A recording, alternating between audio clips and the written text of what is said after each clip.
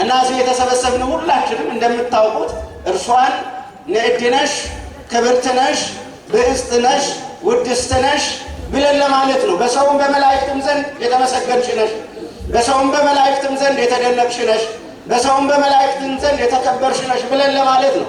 ስለዚህ ከዛሬ ጀምሮ ትውልድ ሁሉ ብፅዕት ይለኛል፣ ያደንቀኛል አለ።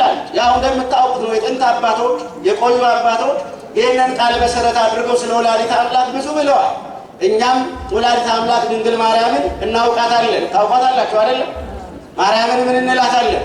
እናውቃታለን።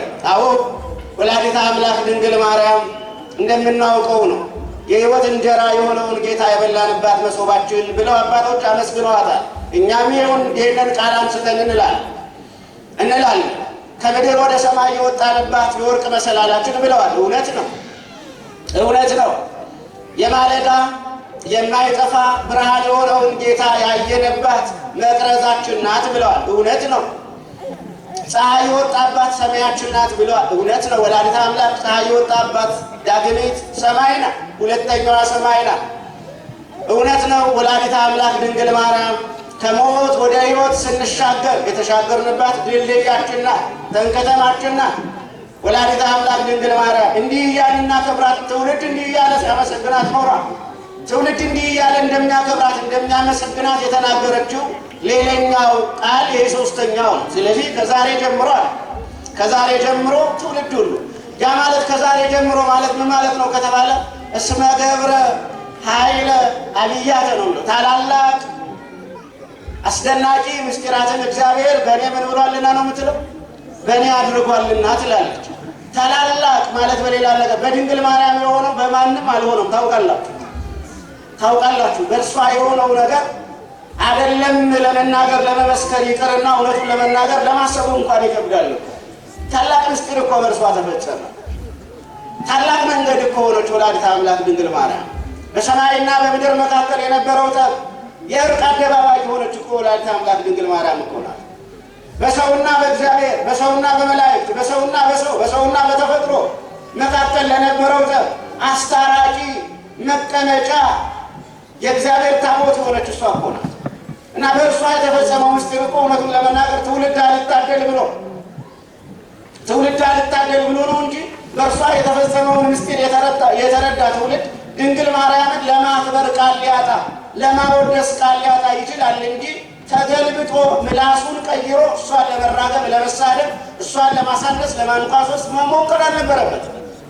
በተለይም ደግሞ የልጇን የክርስቶስን ስም የሚጠራ ሰው እንዴት ወላዲተ አምላክ ድንግል ማርያምን ለመጣላት አቅም ያገኛል? እንዴት እሷን ለማዋረድ ልቡ እንዴት ፈቀደ? አይምሮ እንዴት እንትን አለ? ቃላት እንዴት መጡለት? በእርሷ የተፈጸመው ምስጢር እኮ ወገኖች እንግዳ ነገር እኮ ነው በእርሷ የሆነው። አዲስ ነገር እኮ ነው በእርሷ የሆነው። ከጥንተ ተፈጥሮ የሚበልጥ የአዲስ ተፈጥሮ ምስጢር እኮ ነው በእርሷ የተፈጸመው። ሰማይና ምድርን ጌታ በቃሉ ይሁን እያለ ነው የፈጠረው። ኃይሉን ነው የገለጠ ጌታ ሰማይና ምድርን ሲፈጥር ከሃሊነቱ ነው የተገለጠው። ከሃሊነቱ ነው የእግዚአብሔር የተገለጠው። ይችላል እግዚአብሔር፣ አዶናይ ነው እግዚአብሔር። ነገር ግን በእርሷ የተገለጠው ምስጢር እኮ ያ ሰማይና ምድር ይሁኑ ያለ ቀዳማዊ ቃል በማህፀኗ ተቀረጸ፣ በማህፀኗ ሰኮነ። ይህ ምስጢር እኮ ወገኖቼ ለመመስከር እኮ ይከብዳል፣ ለመናገር እኮ ይከብዳል። አባቶች በመንፈስ ቅዱስ ጸጋ መርምረው እኮ ይህንን ምስጢር አልደረሱበትም። ዮሴፍ እኮ ስለዚህ ጉዳይ ጠይቆ እንደነበረ ታውቃላችሁ አይደለ? ዮሴፍ እኮ ጠይቆ ነበረ። ይህ እንዴት ይሆናል ብሎ ተጨንቆ ነበረ። ግን ከጌታ የተላከው መልአክ ለዮሴፍ ምን ብሎ ነው የነበረው? ይህ በመንፈስ ቅዱስ ግብር ምን ያለ ነው የሆነ ነው። በመንፈስ ቅዱስ ግብር የሆነውን ነገር ለማወቅ ዮሴፍ አትጨነቅ፣ እንደገና ደግሞ ማርያምን ለመውሰድም ደግሞ ፍርሃት አይሰማ ዮሴፍ በዚህም አትጨነቅ ብሎ ነው የነገረው። ስለዚህ በወላዲተ አምላክ በድንግል ማርያም የተፈጸመው ምስጢር እኮ ታላቅ ነው።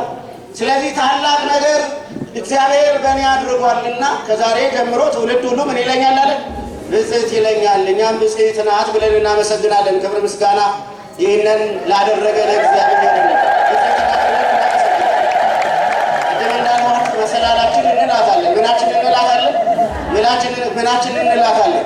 ወደ ንጉሥ ወደ እግዚአብሔር የወጣንብሽ መሰላላችን፣ ወደሚያድነው ጌታ የደረስንብሽ መሰላላችን ብለን እንላታለን። የኃጢአትን ወንዝ የተሻገርንብሽ ድልድያችን ብለን እንላታለን። መርገመ ሥጋ መርገመ ነፍስ 5500 ዘመን ሁሉ አንገታችንን ቀና አድርገን ወደ ጌታ ለመጸለይ እድል አጥተን ጽድቃችን የመርገም ጨርቅ ሆኖ አጋንንት በእኛ ላይ ሰልጥነው ስጋዊም መንፈሳዊም ጤናችንን ሁሉ አጋንንት ተቆጣጥረውት የሚያድነን አጥተን በእግዚአብሔርና በእኛ መካከል ለነበረው የጠቡን ግድግዳ ለማፍረስ እግዚአብሔር ወደኛ ለመምጣት ሰው በሚፈልግ ጊዜ ንዕድ ሆና ክብርት ሆና የተገኘች ትውልድ ሁሉ የሚያመሰግናት ብፅዕት የሚላት እሷ ማናት? ወላዲተ አምላክ ድንግል ማርያም። ስለዚህ እሷ ራሷ ማርያም እንዲህ አለች ብለን ነውና የተነሳ ነው። ስትነግረን ትውልድ ሁሉ ምን ይለኛል? ብፅዕት ይለኛል። ብፅዕት ከሚል ትውልድ ከመነጠል እግዚአብሔር ያድነን። ዛሬ ብፅዕት ስንል ቆይተን ነገ ሄደን ደግሞ ሌላ እንዳንናገር ሐሰት እንዳንመሰክር እግዚአብሔር በቸርነቱ ይጠብቃል። አንዳንዶቹ እዚህ ሲያመሰግኑ የነበሩ ነገረ ማርያምን አንስተው ሲያመሰጥሩ ሲያስተምሩ የነበሩ ሰዎች ተቀይረው ተለውጠው አይተናል። ማርያምን ለመራገም ምላሳቸው ረዝሞ አይተናል። ወላዲተ አምላክ ድንግል ማርያምን ለመንቀፍ እድል አግኝተው ሚዲያ አግኝተው ሲያወሩ አይተናል። እኔ አንዳንድ ጊዜ እውነቱን ለመናገር የሰው ልጅ አእምሮ እንዴት ነው ብዬ እደነቃለሁ። ጎሳ ልቤ ብሎ ሲቀድስ የኖረ ቃል ወላዲተ አምላክ ድንግል ማርያምን ለመንቀፍ እንዴት እድል ያገኛል?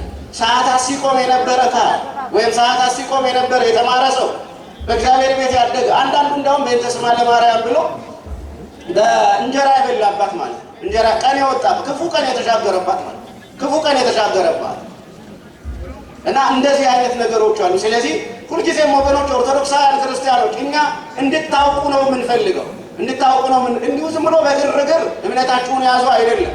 ግን ኦርቶዶክሳዊቷ ቤተክርስቲያን የተለቀመ ንጹሕ የሆነ የሃይማኖት ስንዴ ያላት እንቅርዳድ ያልተቀላቀለበት፣ እኛ በማስተማር እንቅርዳድ ሊቀላቀልበት እንችላለን።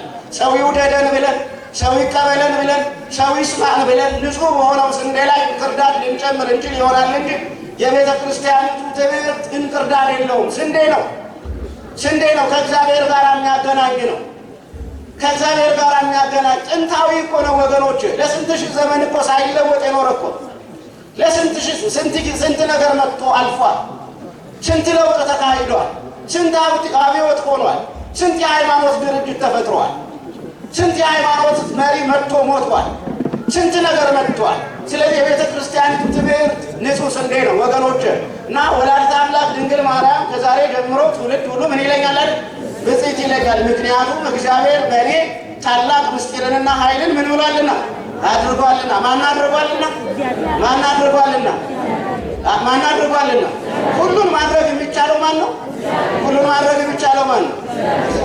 የሚቻለው እግዚአብሔር ነው። ከእግዚአብሔር በቀር ሁሉን ማድረግ የሚቻለው ሌላ ማንም የለም። ሁሉን ማድረግ የሚቻለው ማን ነው?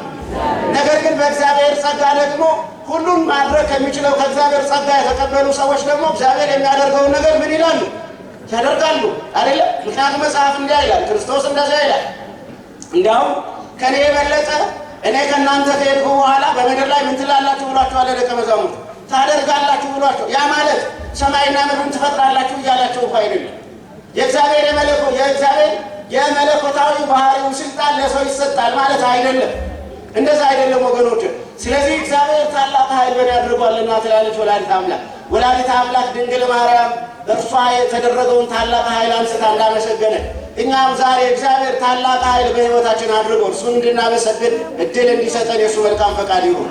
ታላቅ ኃይል እግዚአብሔር አድርጎልን፣ የታሰረ ተፈቶልን፣ የታመመ ድኖልን፣ ወደ ሞት የቀረበ ሰው ተፈውሶልን፣ የተጨነቅንበትና እግዚአብሔር ፊት የቆምንበት ጉዳይ ተከናውኖልን እግዚአብሔር አፋችንን በምስጋና ሞልቶ ታላቅ ኃይል አድርገህልናልና በታላቅ ኃይል ጎብኝተህልናልና ለምድራችን ታላቁን ሰላም ሰጥተሃልና ለሰው ልጆች ረፍትን አምጥተሃልና ለሁላችንም የሚሆነውንና የሚገባውን ከአንተ የምንጠብቀውን ክብርና ጸጋ ሰጥተህናልና እያል ታላቅ ኃይል ተደርጎልን እግዚአብሔርን ለማመስገን እንድንችል አሁንም በቸርነቱ ይርዳል። ሌላው ወላዲተ አምላክ ድንግል ማርያም የነገረችንና የምታስተምረን ከድንግል ማርያም እንማረዋለን ያልኳችሁ ነገር እግዚአብሔር የይቅርታ አምላክ ነው ብላ አስተማረችን። ማን የይቅርታ አምላክ ነው? ማን ይቅር ይላል? እግዚአብሔር ይቅር ይላል። በተሰከረ ሳህሎ ነው የምትለው። ይቅርታውን አሰበ ትላለች። ይቅርታውን ምን አለ?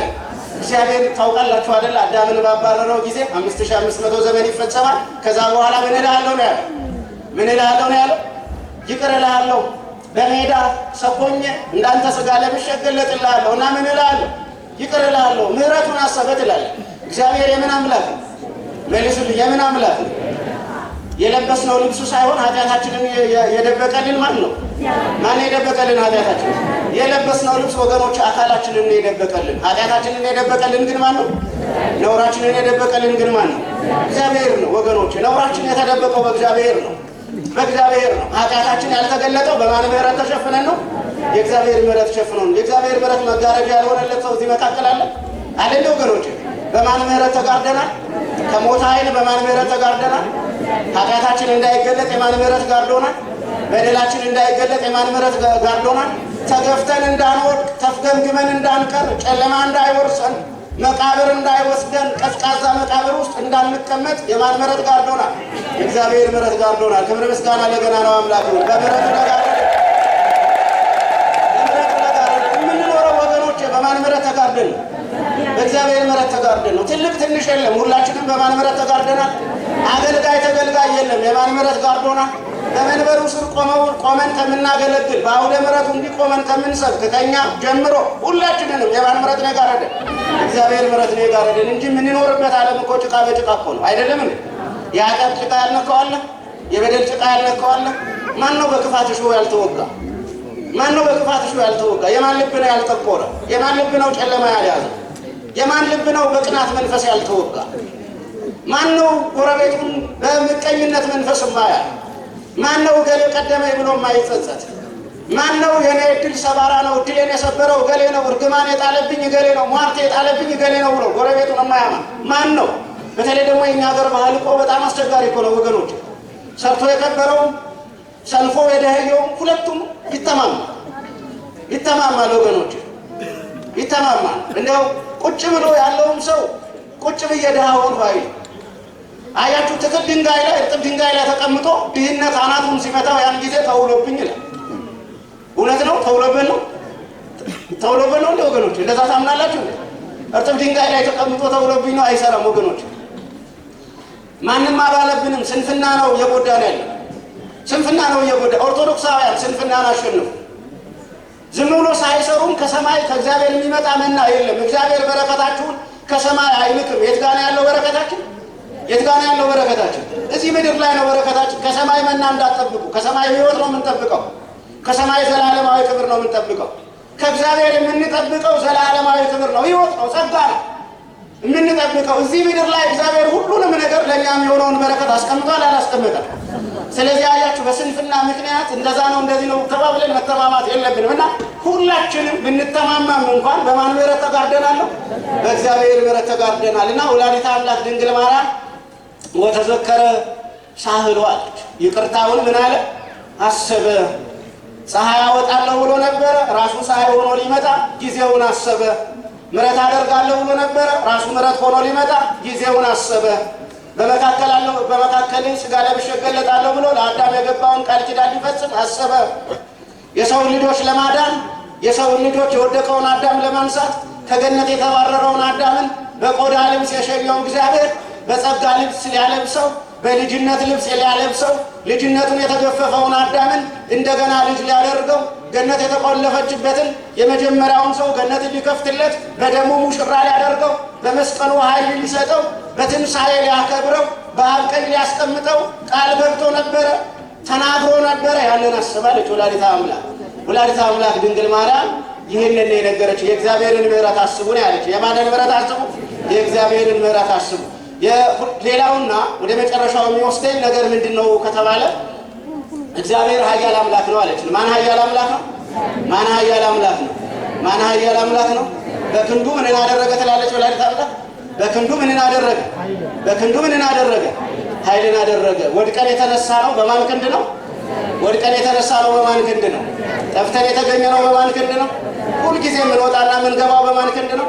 የጠላቶቻችን ክንድ ያልበረታ የማን ክንድ ረጅም ሆኖልን ነው? የእግዚአብሔር ክንድ ረጅም ሆኖልን።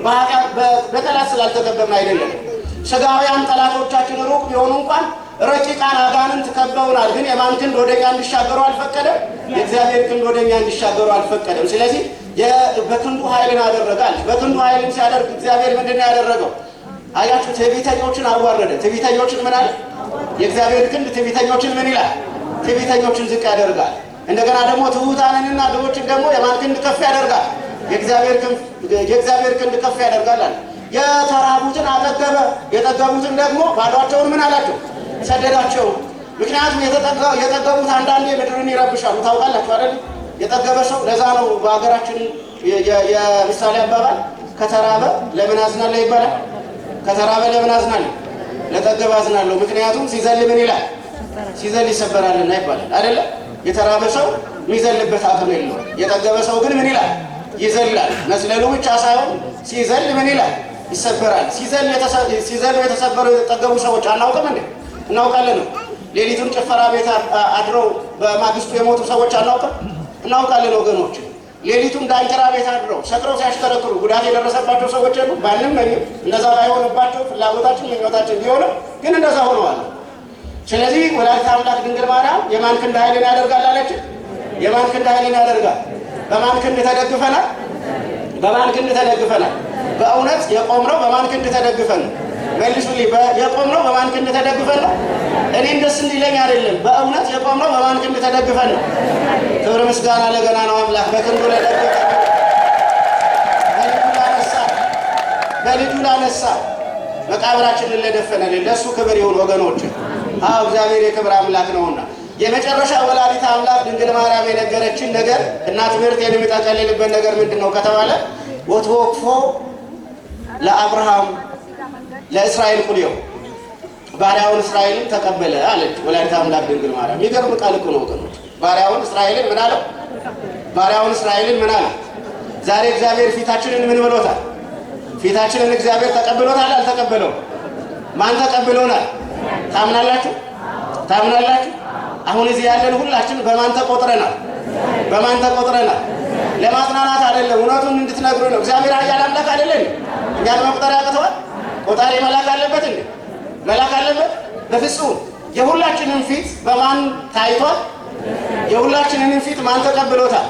ጧፍ ያበራነውንም እንደገና ምጽዋት የሰጠነውንም እንደገና በእግዚአብሔር ፊት ጥቂት ጸሎት የጸለይነውንም ረጅም ጸሎት የጸለይነውንም እንደገና ደግሞ በሩን ስመን የተመለስነውን የተንበረከክንም ያልተንበረከክንም በልባችን ክፋት ይዘን የመጣንን ደግነት ይዘን የመጣንን ብንሆን የሁላችንን ፊት በዚህ ቅጽበት ማን ተቀብሎታል? ክብር ምስጋና ለገና ነው አምላክ።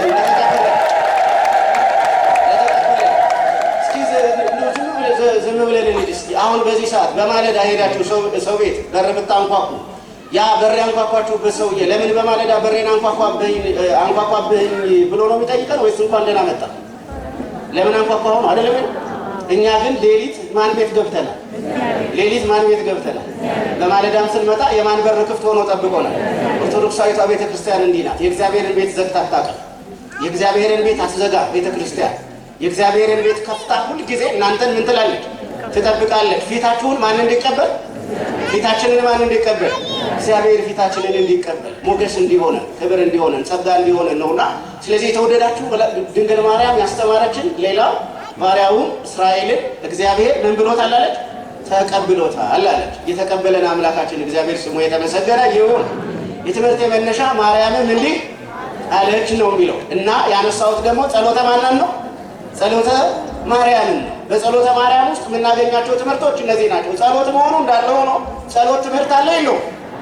ትምህርት አለ የለው? ስንጸልይ የምንጸልየው ቃል ውስጥ ትምህርቱን እናስተውለዋለን አናስተውለው?